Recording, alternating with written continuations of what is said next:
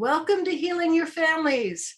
I'm excited to get started with the theme for this month, and it is choices. So I love this picture, this example of a choice that we make. If you live in a country like the United States, you're able to vote for your elected officials and various initiatives and propositions. So you study out the issues, you're trying to decide you want this candidate, candidate A or candidate B.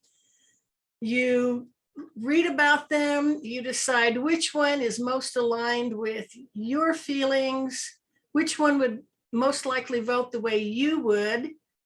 And then you go to the polls and you make your choice, you vote.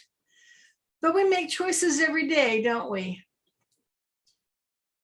So, and the choices we make define what happens to us, the quality of life that we live. Albert Camus said, life is the sum of your choices. And Carrie Russell said, sometimes it's the smallest decisions that can change your life forever.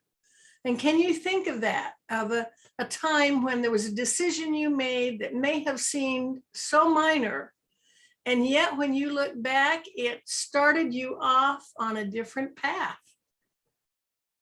And Tony Robbins, his quote is, your life changes the moment you make a new, congruent, and committed decision. And think about those times where you have made a decision that really changed your life, like getting married or start going to post-high schooling, starting a new job. And one more quote on choices is from John C. Maxwell. And he says, life is a matter of choices, and every choice you make makes you. This is really true. Our choices have a profound effect on our life and even on our relationships with others. So today I want to talk about 3 things to consider when you're making choices.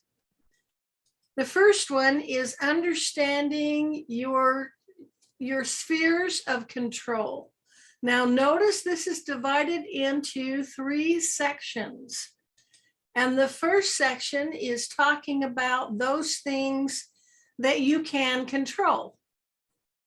For example, you can control the choices you make in your life for yourself. You can decide what you will eat, what you'll wear, the events you'll attend, and how you will spend your time and money. You have complete control over anything you think, say, or do. And it's this area in which we can make our choices. Now, the next second ring is what you can influence. So you, as a parent, you influence your children, especially when they're young. When children are young, they want to be like you. They want to be with you. What you think of them is so important to them. The words you use, the labels you give them become part of their belief system. So you can definitely influence your children, and you can influence the adults around you.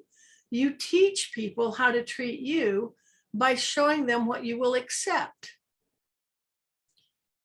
So we can influence others. Some people are influenced by your example, by what you do. And the outside circle, this is what is completely out of your control, like the weather and what other people say, think, or do. So notice this distinction. While you can influence your children, you can't control them. You can't control how they'll behave. You can control how you will respond to them and how you manage their environment. So being able to distinguish what you can control and what you can't control is vital in making good choices. The most frustrated and miserable people I have ever known are the ones who are struggling to try and control something that's out of their control.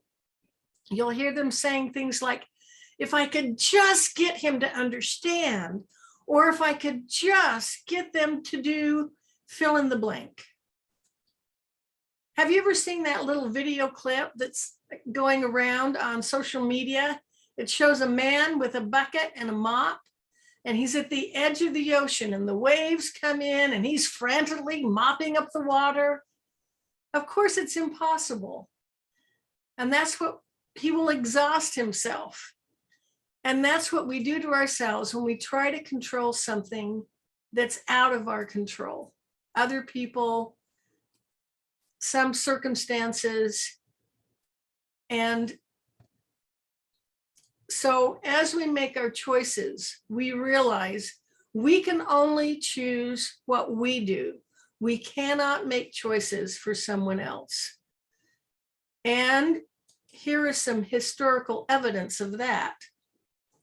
Viktor Frankl was a psychologist during World War II, and he was Jewish. So he spent 3 years of his life in concentration camps where he saw the worst treatment of humanity. Inmates were beaten. They were given inadequate food, not enough clothing, not enough shelter. They were forced to do hard labor. Now, it may have seemed that the guards had completely control of these inmates, that they were controlling someone else. But Viktor Frankl made a fascinating observation. And he writes about it in this quote. What he observed is that some of these inmates, even though they were all being treated the same, they were all being treated harshly, the guards were controlling them, but some became discouraged, they gave up and died. Some became angry and bitter. And there were others who maintained their generous, kind nature, even during this horrible ordeal. They would give away their last slice of bread. And so he wrote, quote, everything can be taken from a man but one thing, the last of the human freedoms, to choose one's attitude in any given set of circumstances, to choose one's own way, close quote. So he found another person can't completely control us. Now, for crime victims and people in situations like this, sometimes choosing to save your life is the best and wisest choice. And it's unfortunate when someone, a victim of abuse, blames themselves.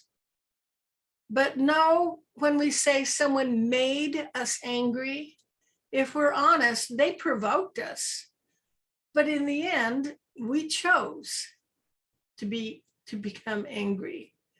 Now, this also means, again, verification. We can't control our children. We can teach them. We can nurture them. But eventually, they will choose what they do. Now, in regards to how we help our children, here is another quote from Viktor Frankl. Between stimulus and response, there is a space. And in that space is our power to choose our response. In our response lies our growth and our freedom.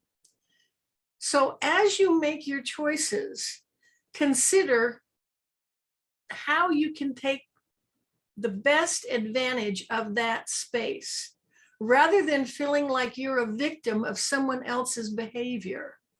How can you use that space to choose your response? Sometimes it requires preparation. You may have a potentially triggering event coming up. You may have to interact with someone that really knows how to push your buttons.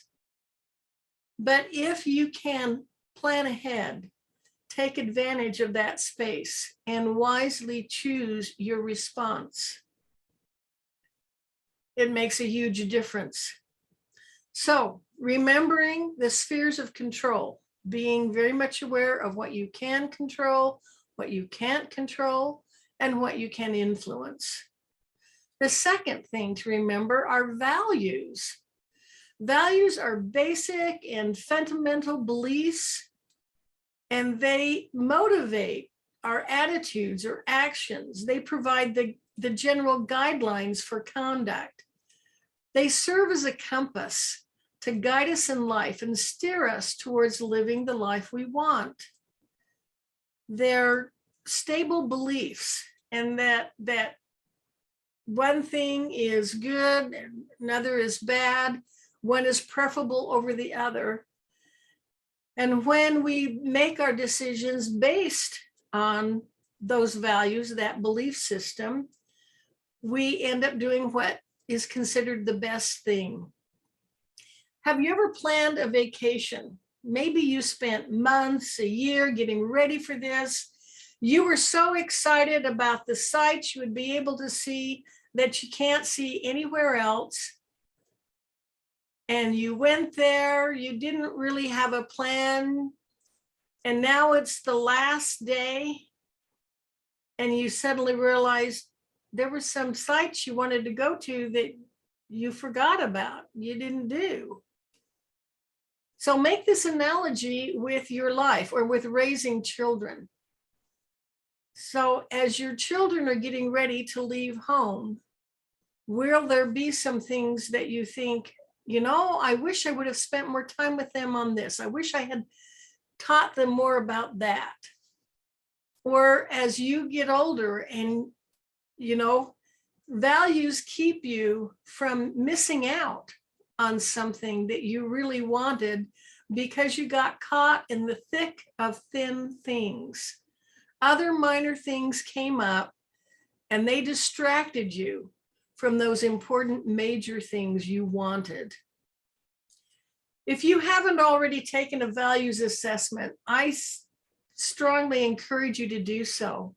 They're very easy to find. Just Google it. There are many free assessments online. It just consists of a list of values. And you read through the list and circle all the ones that resonate with you. For example, you see teamwork and you say, yes, that's what I want in my life. You see calmness. Yes, you want some calm in your life. So you go through and circle all the ones that resonate with you.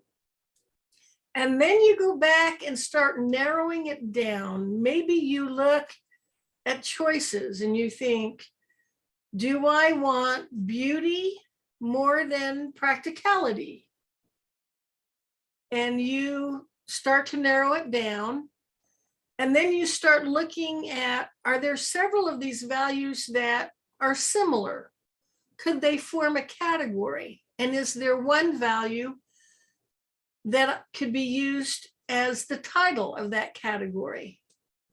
So you keep narrowing it down until you have 4 or 5 core values that you can use as the basis for your choices, to use as a compass to move you towards the kind of life you want to live. And the interesting thing is too, you don't do this just once. You may want to take this several times throughout your life. Think about what was important to you when you were a young single adult and what was important to you as you were raising your children, what was important to you as you were nearing retirement. But be aware, have those core values that are your guide as you make your choices. Now, the third thing is connecting with your higher power, whatever that means to you. The advantage of that connection with the higher power, a source, is that it gives you an expanded perspective. You're no longer just looking at what you want and what you know. You're tapping in to higher, greater wisdom. And as you connect through meditation, prayer, whatever is your form, seek that divine direction. Be open to receiving impressions. Now, my higher power is a wise and love Heavenly Father. And I have found this to be a very powerful force in my life and a gentle guiding force to help me in making choices. So let's look at our most precious commodity, our time. There are only 24 hours in any day. No one gets any more than that. No one gets any less. How do you spend those precious 24 hours? Do you plan it out? Do you just decide on an impulse? Do you allocate your time the way you budget your money and spend it on what is most important to you? Do you ask your higher power, who can I serve today and how? This is probably one of the biggest decisions you'll make about your life is how you spend your time. Spend it with those things that mean the most to you. We have so many choices in our life. We can choose to pursue higher education, learning, reading, maybe advanced degrees. We can pursue an exciting career, recognition, and wealth. We can pursue hobbies, talents, creative activities, and family. We can use our creative energy in raising a family, teaching children. All of these are worthwhile things. Which one appeals to your value? You know, sometimes there are choices between good and bad, but a lot of times our choices between something good and something better.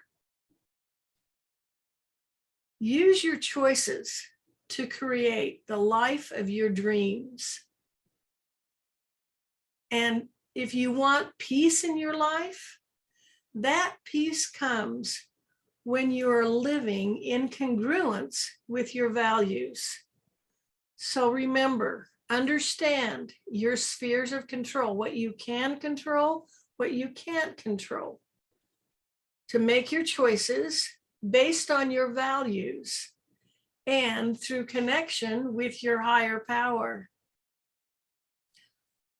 One of my strong values is family. I am convinced that families are the foundation of society.